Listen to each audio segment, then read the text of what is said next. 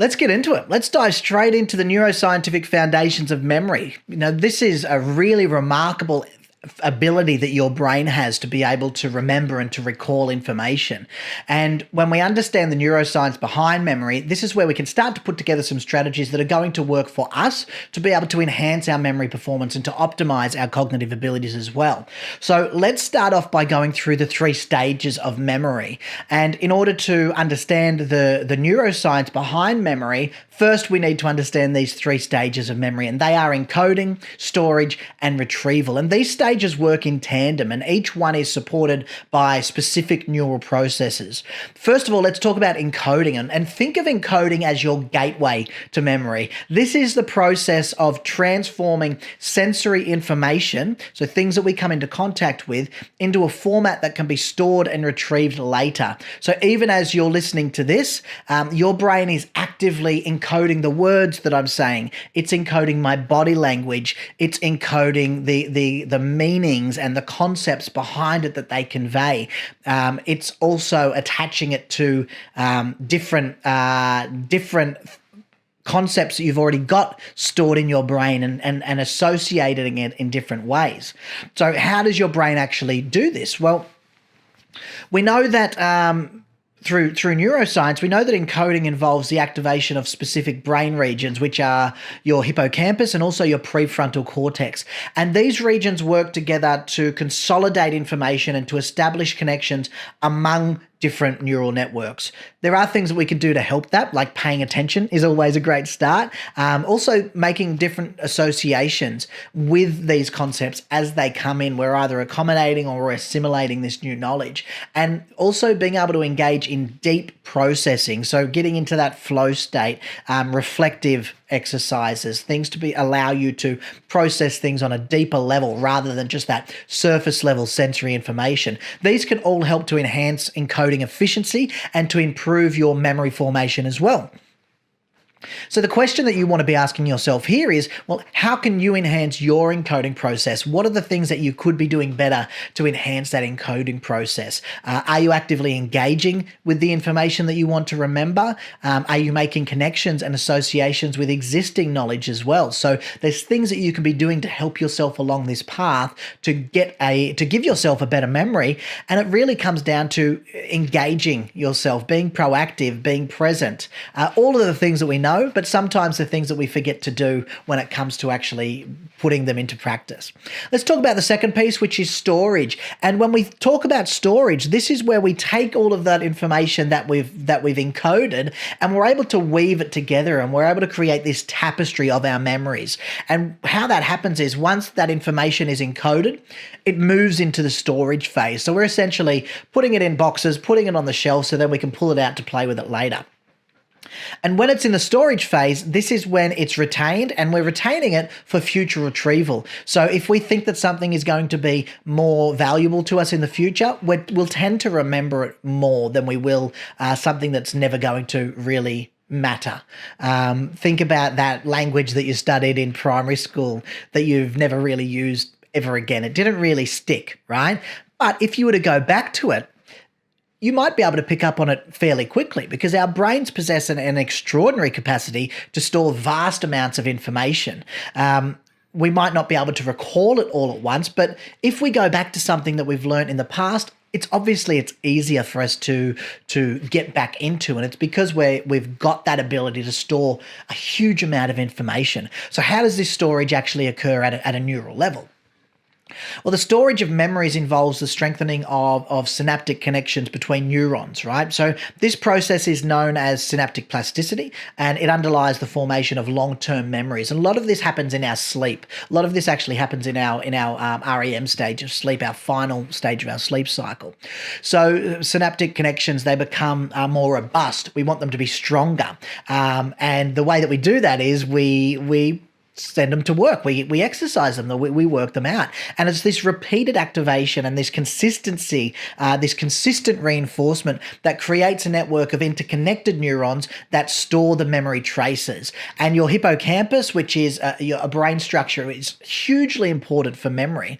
It plays a key role in consolidating and transferring your memories from short-term to long-term storage in other brain regions. So we'll get into that later as well, the difference between short-term and long-term storage. But essentially, as your memories become more consolidated, as we lock them in more, we begin to rely less on the hippocampus and more on distributed neural networks across the cortex. So there's a bit going on, and we're only up to step 2. So what do you need to think about when it comes to storage? Well, the question that you ask yourself is, how can you optimize your memory storage? And questions to explore for this are things like, well, are you reviewing and are you reinforcing the information that you want to remember? This video, for example, what's your plan? Are you going to watch it once and then watch it never again? Or are you going to rewatch it before the end of the module to allow yourself to get that knowledge a little bit more consolidated? Because how do we consolidate? Consistency, doing things over and over again, making sure that we've got this, we're allowing ourselves the chance to consolidate through repeated actions and through reinforcement as well. So are you reviewing and reinforcing the information that you want to remember? And also, are you allowing sufficient time for memory consolidation to occur? Think back to high school or university, cramming for an exam. It works a little bit for that exam, but you don't remember much after the exam, do you? So are you allowing sufficient time for this memory consolidation? And also understand, do you need it in your short-term memory or do you need it in your long-term memory as well?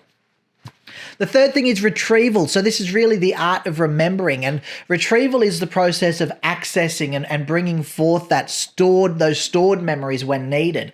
It's what allows us to recall facts, recall events, recall experiences, and it's, again, really cool how your brain accomplishes this feat of retrieval over and over and over, and you're doing this every second. And we know that retrieval it's not just a simple playback of stored memories, but it's a reconstructive process. And this is, we've only known about neural plasticity for the past 50 years. And a lot of the way that we teach and a lot of the way that we teach in schools and universities and just educate in general is still based on methods that we were doing 100, 200 years ago, when we didn't know that the brain wasn't fixed and when we didn't know that the brain was plastic and it was changing all the time. And so when we talk about traditional education, they really look at it in terms of a bank. They think of knowledge or learning as the banking method. If we put all of this stuff in the top, they'll be able to store it and then they'll be able to retrieve it whenever they want. And we know now that that's not how it works. We can't just put a whole bunch of stuff into our brain, save it for later, and then withdraw it whenever we need to use it. It doesn't work like that. It's not a simple playback of these stored memories. It's actually a reconstructive process where we retrieve a memory. The brain activates a network of interconnected neurons that were originally involved in encoding and storing that memory. And then these activated neurons fire in a pattern that resembles the original encoding. And that allows us to re-experience the memory. And when you make that little adjustment, understanding that it's not recall as such, it's actually re-experiencing, it shifts your thinking a little bit. It shifts your thinking a little bit, and it allows you to understand some of the weaknesses as well with memory. Now, we say that nobody really remembers anything accurately. If we're just relying on the brain, we've got biases, we've got different ways that we want to color things in our memory. And so when we go to activate those neurons to fire in that pattern resembling the original encoding, it's still happening in our world of bias and through our subjective perspective as well. So it's not always going to be spot on. There's going to be something that's not quite right there because we're essentially re-experiencing that memory, but filtered through our own biases, which is a lot of fun, right? Now, so the act of retrieval itself, obviously hugely essential for memory, but also essential for other areas like memory maintenance and strengthening. Because every time that we retrieve a memory, every time that we re-experience it, it actually becomes temporarily labeled and subject to modification. So again, this is when we remember things, we might bring in some of that color and some of that flavor from our own biases and our own subjective nature. And that actually is going to modify that memory a little bit. So when we remember it next time, we might remember it a little bit differently as well. And this process is known as reconsolidation. And what it allows us to, it's not a weakness, you know. What it actually does is it allows us to update and to refine our memories based on new information or experiences. So while it's not, so this is about understanding the purpose of it. It's not in order for us to accurately recall things that have happened in the past. It's in order to recall things in a way that are useful for us as well. And so what you want to think about here is, well, how can you improve your memory retrieval? Are you practicing regular retrieval of information? Are you using retrieval cues and context to enhance memory recall? I store a lot in my short-term memory, but also a lot in my long-term memory. I bury a lot of things that I don't need regularly, and then I use retrieval cues to be able to go and quickly retrieve that information when I need it as well. And we'll get into that into some later lessons as well. So what does all of this mean? You know, why do we even care about memory? Obviously, we know that we don't want to forget everything as we go through life. But let's talk about how does it actually impact everyday life and our behavior, and why does it actually matter, and what areas does it matter as well? So let's start off with a really clear one. Learning and education and developing. When we employ effective encoding strategies like active engagement or making those new connections and associations and elaboration, this is where we can enhance our learning and retention of information. So incorporating regular retrieval practice and spaced repetition as well can improve long-term memory retention and retrieval efficiency. So when we get better memory, we get better at learning, and we find it easier to develop ourselves as well. Secondly, let's talk about decision-making, because memory is hugely important in decision-making, because what we do is we're drawing upon past experiences and learned information to help us to make informed choices. So when we sharpen our memory skills, this is when we start to make better informed decisions, because we avoid repeating past mistakes, so long as we're present and so long as we're aware.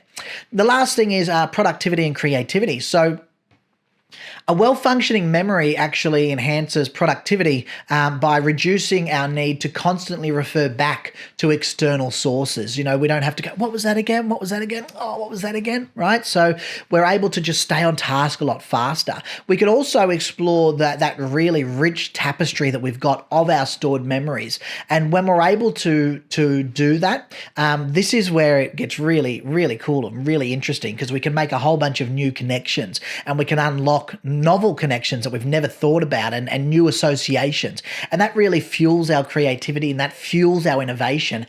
And that comes down to this concept that I'm sure that we're all familiar with, which is we need good stuff going into our brain. You know, we need good stuff. We don't need opinions. We need knowledge.